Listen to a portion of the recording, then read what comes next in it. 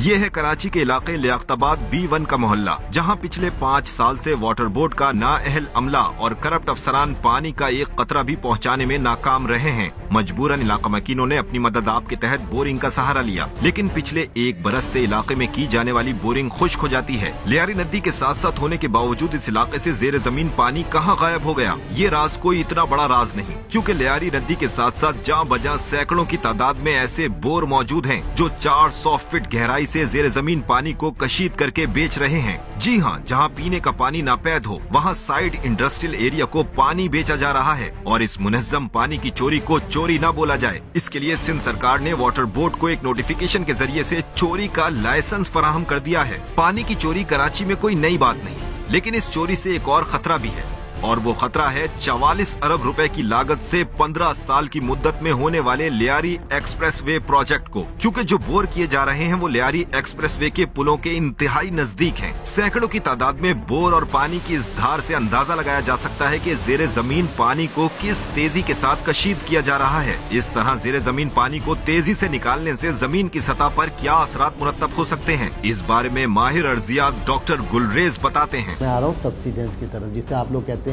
दब जाना, धस जाना। उसकी वजह यही है, अगर आपने पूरा एक्वीफर बेटा खाली कर दिया, सब सरफेस होराइजन पूरा खाली कर दिया, तो आपको ये तो जाहिल आदमी को भी पता है कि ग्रेन्स के दरमियान में पानी भी मौजूद था, हवा भी मौजूद थी, मगर पानी आपने निकाल लिया सारा का सारा। अब ऊपर प्रेशर तो बिल्डिंग तो बनी हुई है ना, उसका प्रेशर तो उतना ही है, तो वो क्या होगा, ग्रेन्स जो है वो खिसक के क्या होंगे, एक दूसरे के साथ वो जो गैप को भरने की कोशिश करेंगे।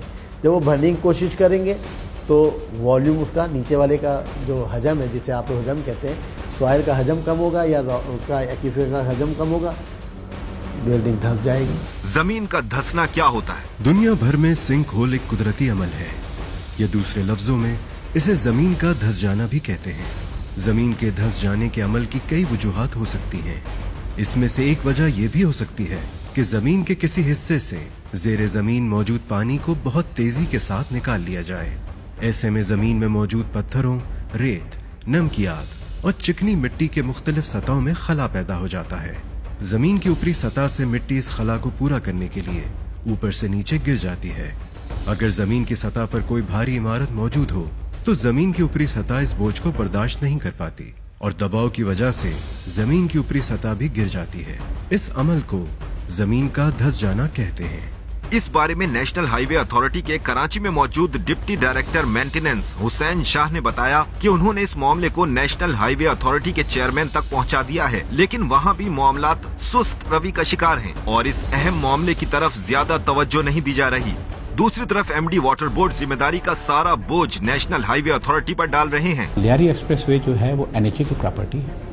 अगर NHA ये समझता है, और क्योंकि ये एक नेशनल प्रोजेक्ट है और मैं खुद इसी शहर का रहने वाला हूँ और मेरे लिए भी सहूलत का एक बायस है ये, अगर NHA ये समझता है, लेट्स NHA का NHA आए ना, NHA आके वाटर बोर्ड की तो पूरी सारी चीज़ की जिम्मेदारी नहीं है ये। NHA अगर ये समझता है कि इन बोर से उनको नुकसान पहुँचने का खतरा है लियारी एक्सप्रेसवे को, तो वो फौरन इसको बंद करवाए। वो गवर्नमेंट को लिखें, वो गवर्नमेंट को बताएं ये बात कि जनाब इसके एक्ट से, इस सब सॉइल के एक्ट से हमारा ब्रिज जो है वो खुदा न खास्ता अल्लाह न करे गिर सकता है, तो दे शुड कम। ऐसे में जहां एमडी वाटर बोर्ड से लेकर सिंध सरकार और वफाकी सरकारी इदारे भी इस मामले को तूल दे रहे हैं, माहिरीन के मुताबिक मुस्तकबिल में कोई हादसा और लियारी एक्सप्रेसवे की तबाही यकीनी नजर आ रही है।